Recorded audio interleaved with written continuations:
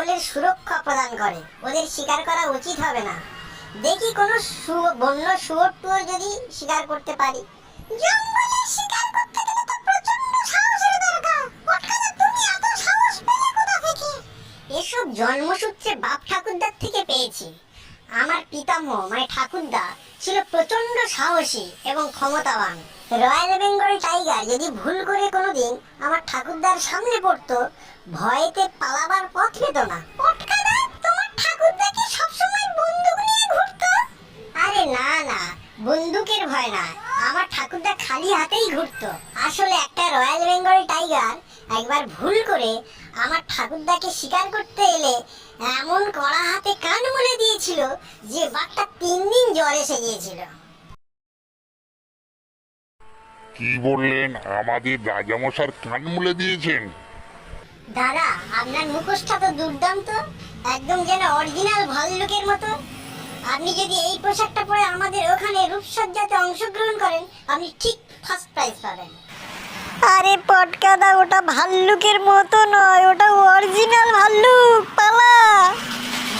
ভাল্লুক? ভাল্লুক তো আমার বন্ধু। বাঁচাও বাঁচাও। যাক, প্রাণটা বেঁচে গেল যখন, একটা বসার ভালো জায়গা পেয়েছি, একটু বিশ্রাম নিয়ে নি। এই সময়ে কোন বেটা আমার ঘুমটা চটকে দিল? ও, আপনি বুঝি এই জঙ্গলের বস? সরি, আমি একজন ক্লান্ত পথিক। কিন্তু কোন হতচ্ছাড়া আপনার ঘুম ভাঙালো?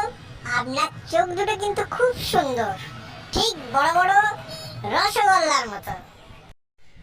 আমার কথায় বোধহয় উনি খুশি হননি, খুব রেগে গেছে। বাঁচাও বাঁচাও বাঁচাও।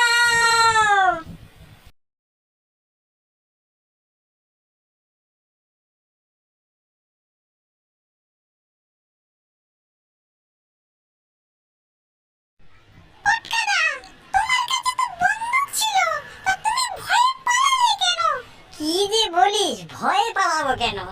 আসলে ওর সাথে চ্যালেঞ্জ নিয়েছিলাম যে কে কেমন দৌড়াতে পারে। চ্যালেঞ্জ অ্যাকসেপ্ট করলো, তাই দৌড়ালাম। তা তুমি বাঁচাও বাঁচাও চিৎকার করছিলে কেন? আরে বনের জীবজন্তু তো আর আমাদের ভাষা বোঝে না, তাই ওইভাবে ওদেরকে দৌড়ানোর উৎসাহ যোগাচ্ছিলাম। পটকাদা, বনের জীবজন্তুরাও বুঝতে পেরেছে ওই 50 গ্রাম মাংসের জন্য অত দৌড় ওদের পোষাবে না, তাই ওরা তোমার পিছনে দৌড়ায়নি। পটকাদা, ওই ঝোপটা কেমন যেন নড়ে উঠলো, কোনো হিংস্র জানোয়ার লুকিয়ে নেই তো? যতই হিংস্র হোক, এই পটকার হাত থেকে ওর আজ নিস্তার নেই।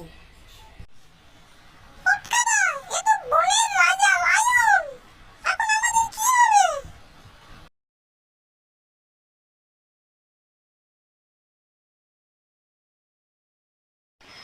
পটকাদা, গুলি চালাও, নইলে আমাদের উপর ঝাঁপিয়ে পড়বে। কি হলো পটকাদা, কিছু বলছো না যে? আরে পটকাদার কি হলো? লায়নটা বোধহয় ম্যান ইটার নয়, তাই ফিরে গেল।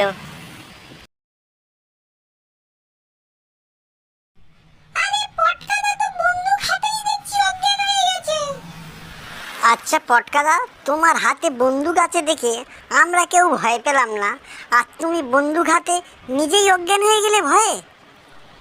আরে ভাই, আমি তো গুলি চালাবো বলে টিগারে হাত দিয়ে প্রায় রেডি, কিন্তু হঠাৎ এমন একটা কথা মনে পড়লো যে আমি আর গুলি চালাতে পারলাম না, অজ্ঞান হয়ে গেলাম।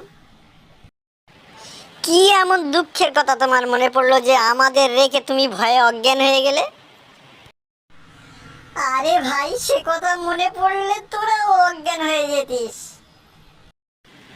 আমরা এতই দুর্বল হাটের মানুষ নয় যে তোমার মতো একটা দুঃখের কথা মনে পড়লেই সিংহের সামনে অজ্ঞান হয়ে পড়বো।